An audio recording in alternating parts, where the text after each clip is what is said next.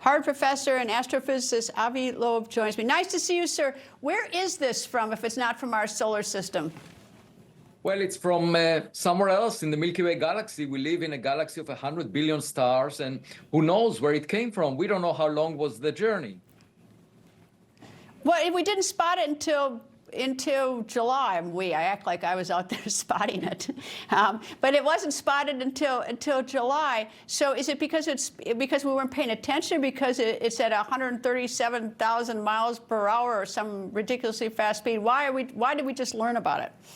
Oh, because objects are very faint when they are far from the sun. They are getting fainter inversely with distance to the fourth power. And this object entered the solar system, the outskirts, at 100,000 times the Earth-Sun separation 8,000 years ago, when human history started to be documented. That's when it entered the solar system. But we noticed it only this year. And it looked quite unusual in the sense that it flies through the plane of the planets around the sun.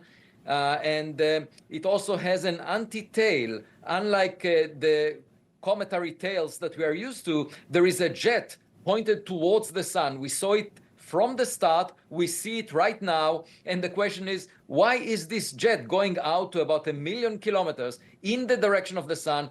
And it's sort of different from what we have seen before around comets. How big is it? We don't know exactly, but it's roughly the size of Manhattan Island. We don't have a close-up photograph of it. And of course, that would have nailed the nature of the object if we had it. You know, if we saw a rock, an iceberg, we could immediately conclude that it originated from the vicinity of a star by a natural process. If we saw, on the other hand, a spacecraft that has buttons on it, the question would have arisen as to whether we should press a button. How long have we known that it's not going to collide with Earth? Oh, since the beginning, it was clear that if you calculate the path of this object, it will just, as a result of the sun's gravity, get deflected a little bit by about 16 degrees, not much. And indeed, we saw that. But it has a slight correction to its course, a non-gravitational acceleration, not significant, but tomorrow it will get closest to Earth at a distance of 269 million kilometers. And the only question that remains is whether, if it's technological, whether it will release any objects that will arrive close to us. Otherwise, it may just be a very unusual rock. Are we going to get a especially good look at it tomorrow? I mean, is it close enough so that we can get anything? I mean, what do you want to learn? Oh, yeah, because tonight is actually a new moon. And that's an unusual coincidence. So the dark sky overhead will not be contaminated by moonlight. And there will be hundreds of observatories around the globe looking at it. We also, I hope, we will have an image from the Webb telescope. So altogether, the fun of doing science, it's like the work of a detective. The more data we have, the better. And we shouldn't assume anything and just try to explain what we see. All right, I'll tell you what I think is odd, among other things, is it's the three-eye atlas. So I looked, I thought, well, why would you name something the three-eye atlas? And I looked it up and learned what. But one of the things is that the three comes to, it's the third confirmed interstellar object ever detected. The first one in 2017 and the second one in 2019. Well, I think, are they the only three ever? Have there been some before? No. I mean, that to me made this so unique that this is only the third. Oh, no.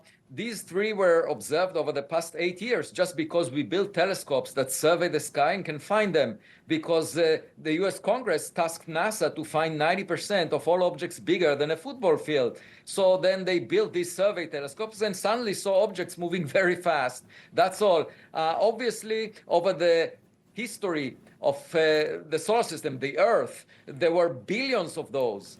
And right now, if any rock passes at random, within the orbit of the Earth around the sun, there should be a quadrillion of them at the same time within the solar system, 10 to the power 15. So clearly these are not the only three. But the question is, we don't know how much traffic of unusual objects there is. This is only our third date. It's just like going on a date and, seeing your first three, and you don't know how unusual they are. And some people get married after the first encounter, but it's really not the best approach to interpret the nature of the, because there is no expert on interstellar object. We have only 3 in our sample. We only have 30 seconds left, so tell me, what's going to happen to this after it passes by tomorrow? Then what?